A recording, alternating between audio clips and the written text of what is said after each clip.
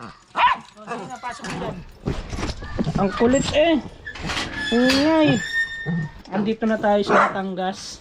So ngayong araw na to, meron akong kliyente na nagpapa-drone shot. So kailangan ng aerial shot para sa mga project nila sa school. So kasama natin si Mrs. Ando si Mrs. And then ang aking mga fur baby. Ayan. Kasi yung pupuntahan natin mga kawaray, sa mata siya parang overview. Yung makikita talaga yung buong Batangas City. Maganda doon mga kawaray, dinarayo rin ng mga motorista. Lalong-lalo na kapag sunset, makikita mo talaga yung paglubog ng araw. Saktong-sakto, maaraw ngayon. So, masasaksihan din natin yung ganda ng sunset. Okay. Kulit ng dalawa. Okay.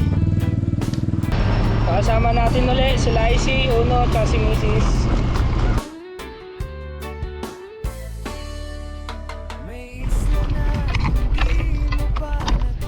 Dito na kami mga kawaray. Ganyan yung view dito. Pero sobrang tarik at ang asawa ko ayun. Ngika na. Ganda dito mga kawaray. Yun nga lang talaga. Grabe yung tarik ng lugar. So, tingnan nyo naman. Okay, so nakakayat na tayo dito sa pinakataas mga kawaray. So kaya naman nung motor natin kanina, medyo kinapos lang tayo kasi nga medyo masyadong matarik yung unang ahon natin dito bago makarating dito sa pinakataas. Pero sa kabila nung hirap nung pagdadrive natin na puro matarik, puro paahon, ito yung makikita nating view. So makikita ninyo yan hanggang dun. So ito yung kliyente natin ngayon, si Regan. So madalas nakakasama natin to sa vlog.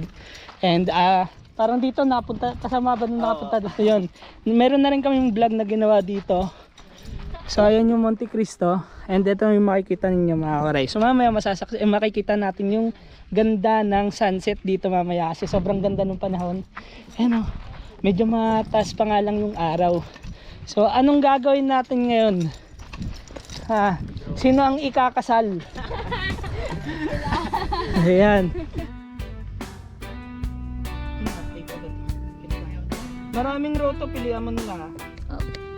Sige, tanda. Sige. May isla na hindi mo pa nakikita. Tapos na, turo. Ganun, tapos sukan mo siya. Ito ay yung race na. Turo lang kayong ganun.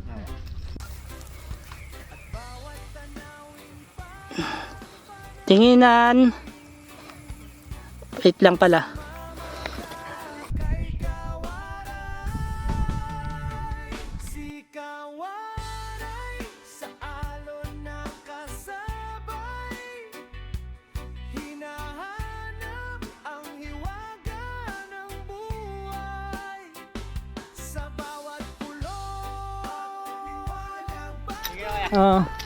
Thank you. Ayan, si Regan. So mga kawaray, natapos na yung shot natin dito.